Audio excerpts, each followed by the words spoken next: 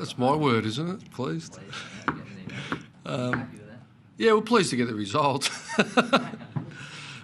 Well, we jumped out of the blocks. I thought we were really good early and lacked a bit of polish on the last kick or whatever, and the 11 shots we sort of didn't get reward, and then maybe I thought they really lifted in the second.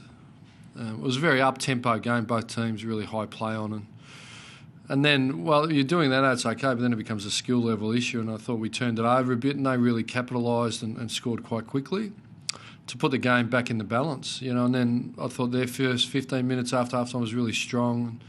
And then we gradually worked our way back into the game, the second half of that quarter, some good signs, and we changed a few things up at the break, and they sort of worked a little bit, but we really just dominated the stoppages in the last quarter, which we all know in today's footy is really critical to get ground position and sort of half get the press in place and create turnovers, and we did that. And I thought our ball movement to the open field was really strong in the last quarter and really reflected probably how we started the game, and we're able to put that scoreboard pressure on and broke their spirit probably in the end. But I thought they really, without being condescending, I thought they were quite valiant tonight.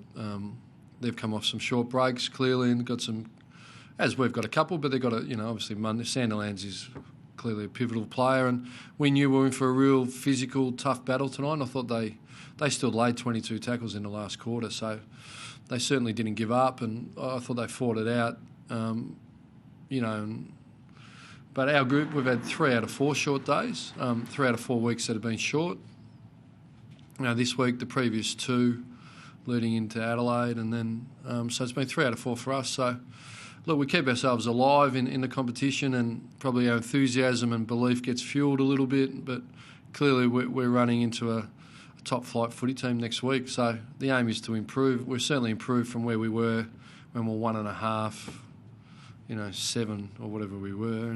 But now we find ourselves in the 8 and giving ourselves a real opportunity to try and book a September berth. Was it a particularly attractive game for you as a coaching staff, that one? Because it was tough and there was lots of different, as you say, tempos changed and yeah. Top, but at this time of the year, is that a particularly good game for you guys?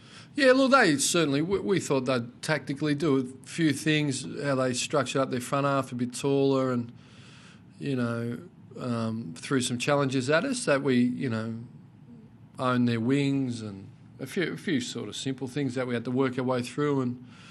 But I thought we did that, not all night, but in the end, you've got to work hard to find some solutions. And I thought the players, their leadership, Nick Rewalt and Del Sano, they work, and Montagna and Fisher, they worked their way through and led our sort of younger mid-tier players through and found the solution, and that was all player-driven. We just give them some tips and they sort of bought in. So that was the real win for me, that they got organised and found the key to what needed to be done on the field themselves. Are you happy to get back to that sort of Saints footy? Yeah, look, that was I don't think, clearly, I'm not sure that we're at a level that we're satisfied.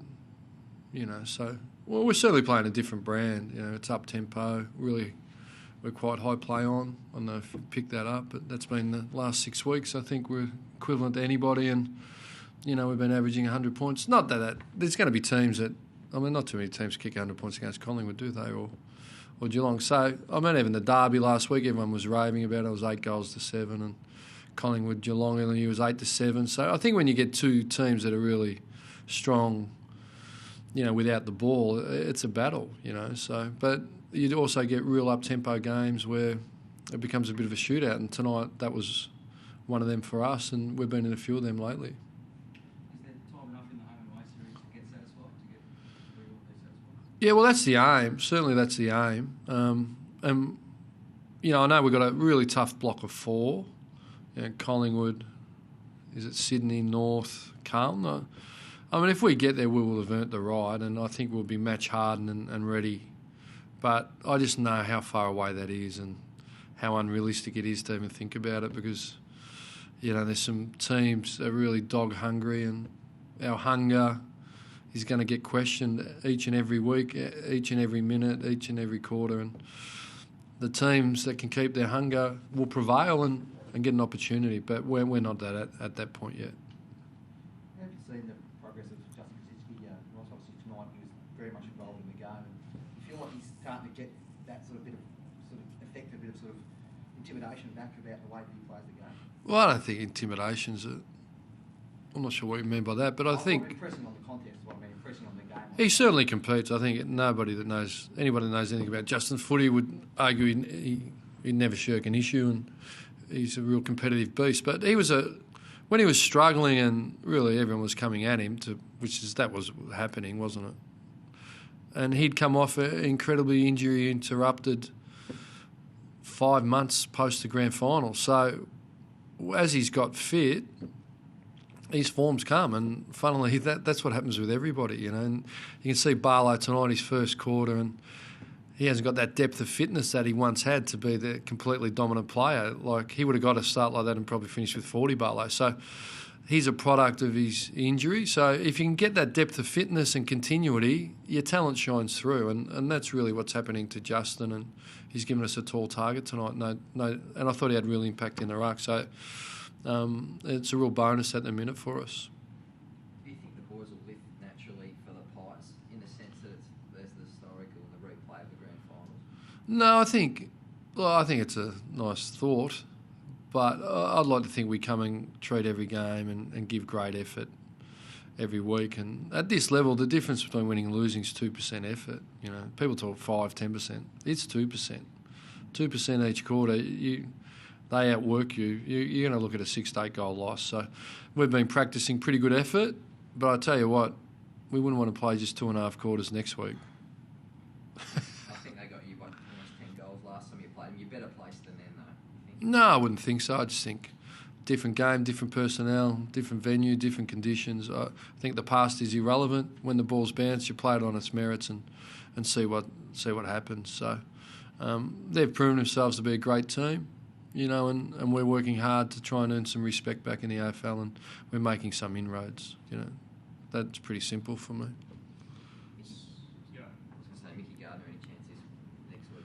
Yeah, look, he's in a really good space. He probably his privacy on breaching, but he had the birth of a beautiful baby girl. Him and Danielle. So that's fantastic news for Michael, and he's on a real high. And he'll get 3. He'll play on the weekend, and that'll be 3 games, and certainly he'll start to come into consideration from here. So yeah, things are, for how tough he's been with injury, he's in a really good place. Physically and mentally at the minute, it's been a real impetus for him. Did you get any injuries tonight? Look, we had obviously Armitage, we had to make a call on, but he was fine. Polo, a bit of a dislocated finger, but he come out and finished really strongly. We just wanted a bit more run, so that's why we sub-gamble, but I don't think there's anything else from there. No. Thanks. Interesting one-on-one battles tonight. Jeez, I thought we'll finish, mate. Sorry, I'll get one more. Yeah. Clinton Jones on Stephen Hill, certainly a win for you guys. Oh, look, I thought Stephen Hill never give up. He took that great mark in the goal square. That was probably, the game was well in the balance. Unfortunately for him, he hit the post. I got great admiration for Stephen Hill and Clint Jones. It was a really good battle. They played on each other a bit, and what's good is Clint goes and wins the ball as well and had a bit, and Stephen Hill, I think we all just love the way he plays, and really admired him as a junior, and he's going to be a superstar if he's not already the competition. So, it's tough for young players to come into state and off short weeks, so I'm sure, he wasn't at his best tonight, but I'm sure he will be. Thank you.